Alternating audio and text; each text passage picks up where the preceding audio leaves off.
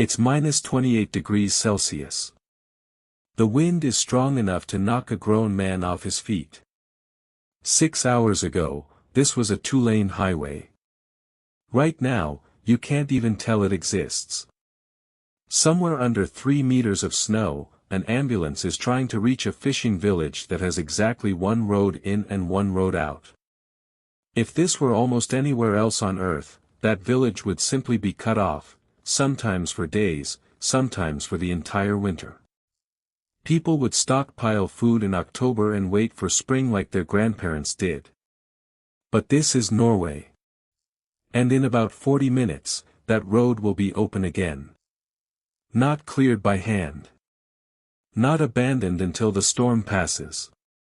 Reopened, on schedule, by a system so quietly effective that most Norwegians don't even think about it anymore. This is the story of how a country with some of the most brutal winter conditions on the planet, mountains, fjords, Arctic darkness, avalanche zones, built a road network that, for all practical purposes, refuses to freeze shut. And the answer isn't one clever invention. It's an entire philosophy of fighting winter before winter even arrives. To understand why this is such a staggering achievement, you have to understand what Norway is actually working with. If you stretched Norway's coastline out in a straight line, it would wrap most of the way around the Earth, fjords cutting so deep into the land that a journey of 50 kilometers as the crow flies can mean 4 hours of driving around a single inlet. Then there's the terrain. Norway isn't flat. It isn't gently hilly. It's a country where mountains rise directly out of the sea, where roads have to be carved into cliff faces, tunneled straight through solid rock, or suspended across water on floating bridges, because in some fjords, the water is too deep to anchor a normal bridge to the seabed at all. Now add the climate.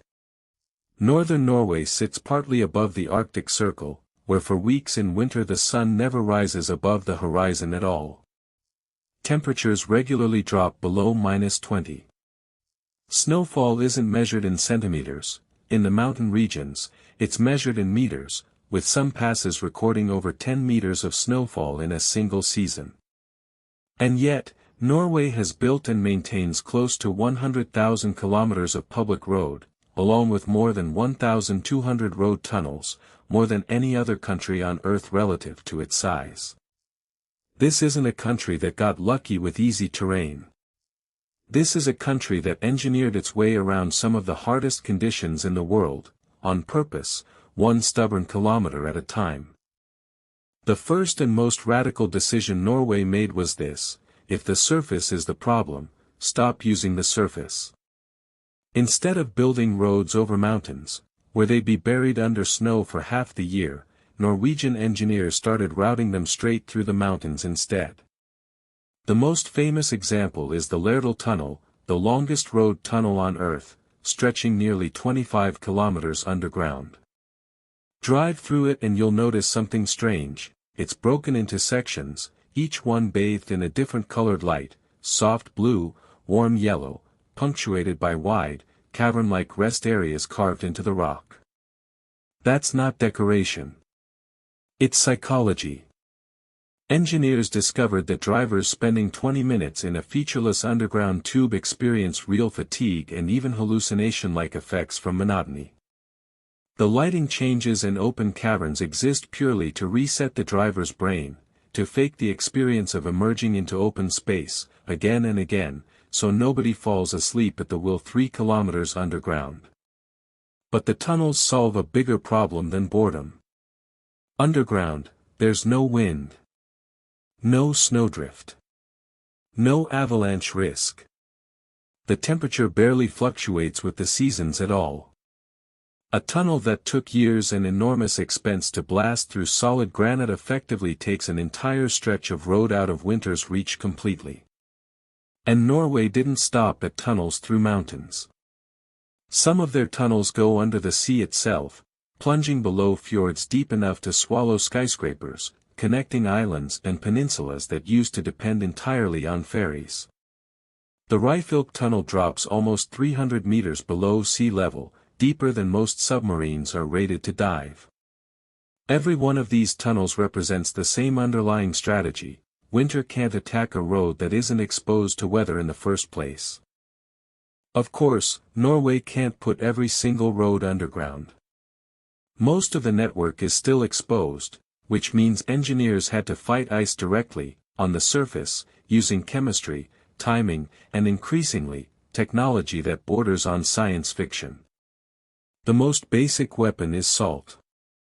When salt dissolves into water on a road surface, it physically lowers the freezing point of that water, sometimes well below 0 degrees Celsius, depending on concentration.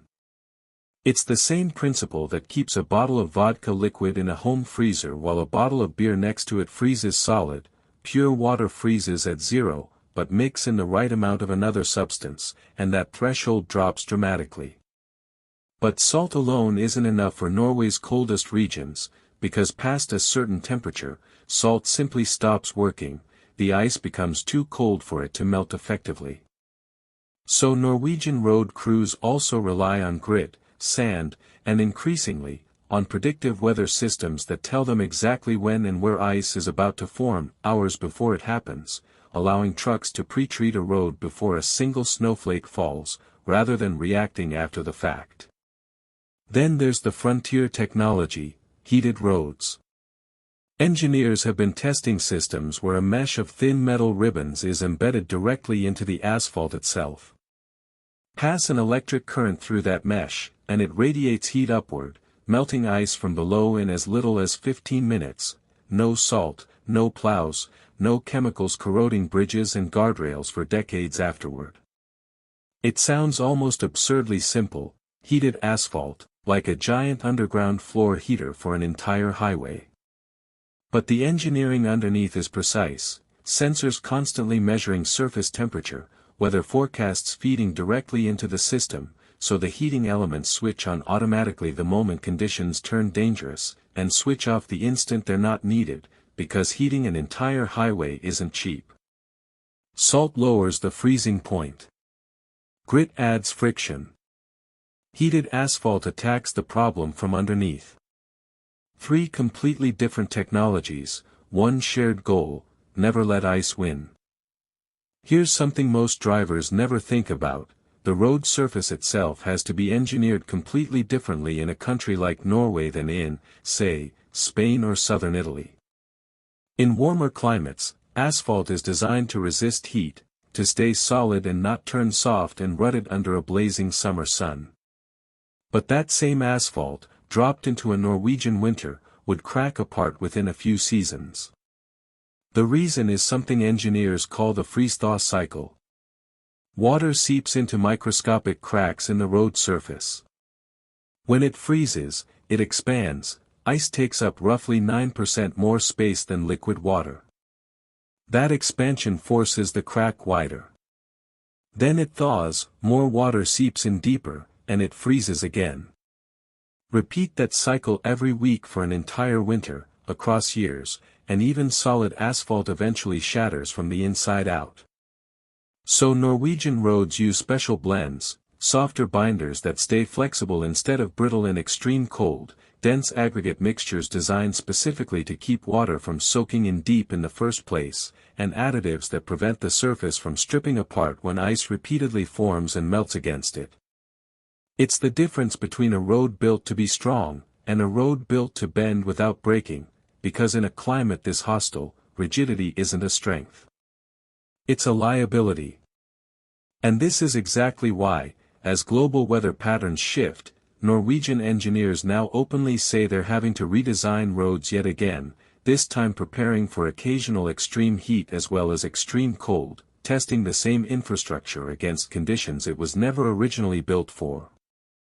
But here's the part that's easy to miss in all of this: none of the technology matters without the humans and the systems operating it around the clock. Norway's Public Roads Administration runs a nationwide monitoring network, road sensors, weather stations, and live camera feeds covering thousands of kilometers, feeding into control centers that track exactly where conditions are deteriorating in real time. When a mountain pass becomes too dangerous, it doesn't get discovered by an unlucky driver stuck in a snowdrift. It gets closed by the system before the first vehicle is ever put at risk, gates lowering across the road, warning signs lighting up kilometers in advance. Snowplow crews don't wait for a storm to end. They work in the middle of it, in formation, sometimes multiple trucks moving in a staggered line across a single road to clear it in one coordinated pass rather than one truck making 6 separate trips. And then there's a detail that says everything about how seriously Norway takes this: winter tires aren't a suggestion. In the coldest months, they're mandatory, and rental cars are automatically equipped with them without you even having to ask. It's treated the same way seatbelts are treated elsewhere, not an optional precaution, but a baseline requirement for being allowed on the road at all. None of this is glamorous. There's no single dramatic invention at the heart of it. It's thousands of small, disciplined decisions, repeated every single winter, by people who've simply decided that being cut off by snow is not an acceptable outcome, not for a fishing village, not for a mountain town, not for anyone. Remember that ambulance from the beginning of this video, the one trying to reach a snowed-in fishing village at -28 degrees. It makes it. Not because of luck. Not because the storm happened to ease up at the right moment. It makes it because somewhere, hours earlier, a weather model flagged that stretch of road as high risk, a plow convoy was already dispatched before the snow got heavy, and grit trucks had already treated the surface in anticipation of exactly this kind of night. That's the real achievement here. It's not that Norway defeated winter.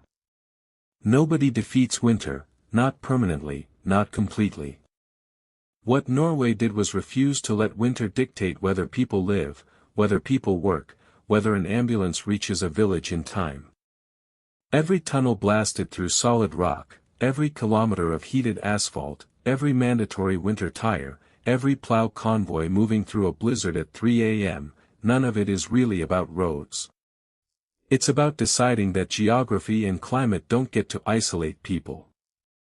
And in a country made of fjords, mountains, and Arctic darkness, that decision took more engineering, more money, and more sheer stubbornness than almost anywhere else on Earth.